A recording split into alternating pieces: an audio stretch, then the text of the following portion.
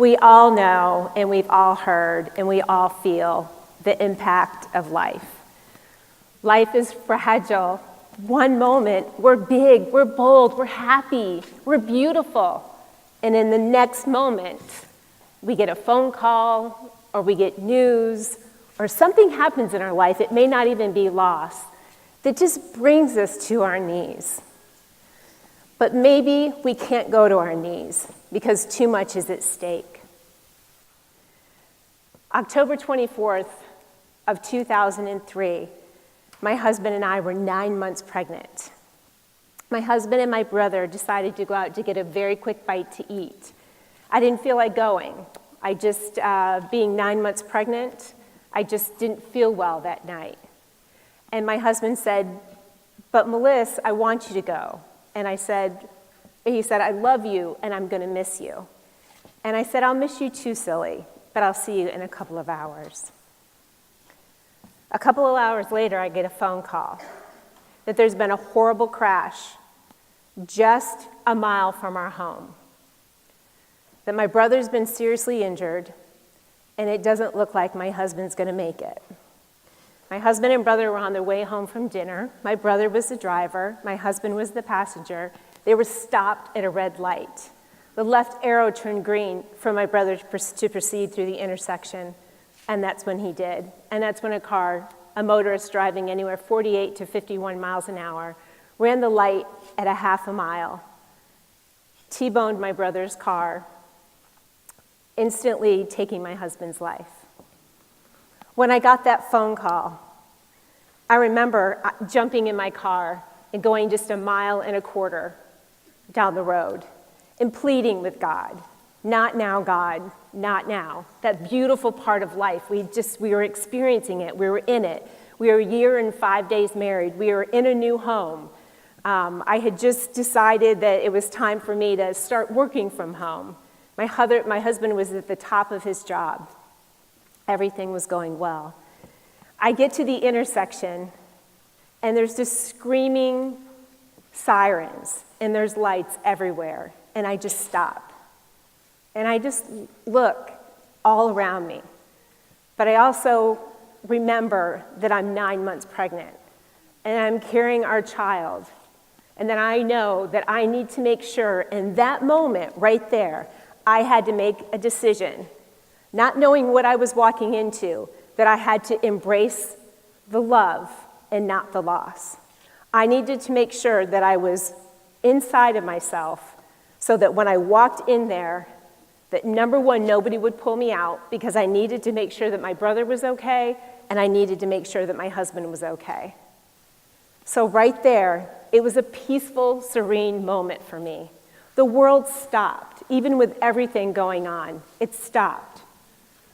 But I fell silent.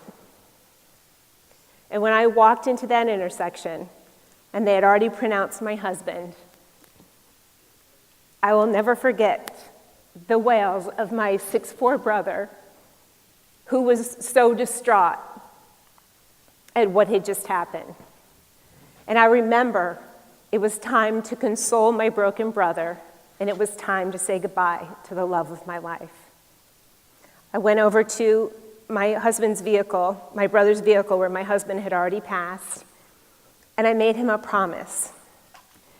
I promised him that I would raise our daughter to be a happy baby, that she would be born into love and light, not tragedy and negativity, that she would not be a victim, that together we would walk this life, and that she would know who he was in this lifetime.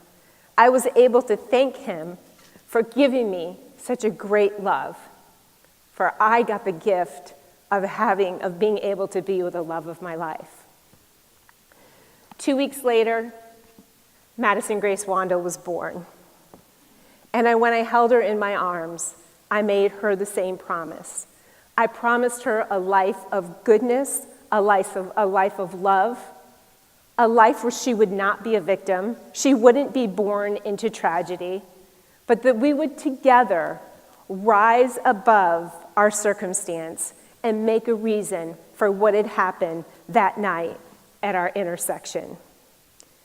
I promised her that I would not be a broken mommy. And I promised her that she would not know her father physically, but spiritually that she would.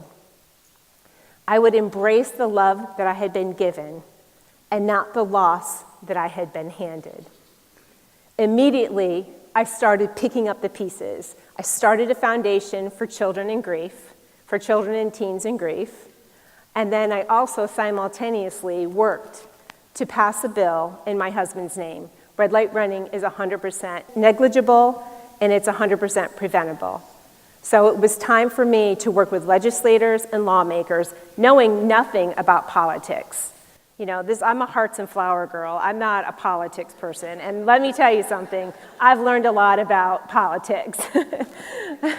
But when you believe in something so intensely, when you authentically know in your heart that you can help educate other people through what you've already been through and through what's happened, then you know you have this passion and this fire inside of you. And you start working to try to find a way to make a reason for what happens in your life. It's amazing the people that come together that help to try to start educating you.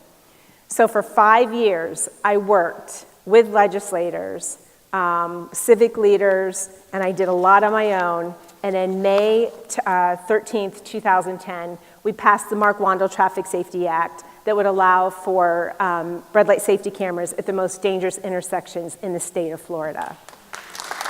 Thank you. Thank you.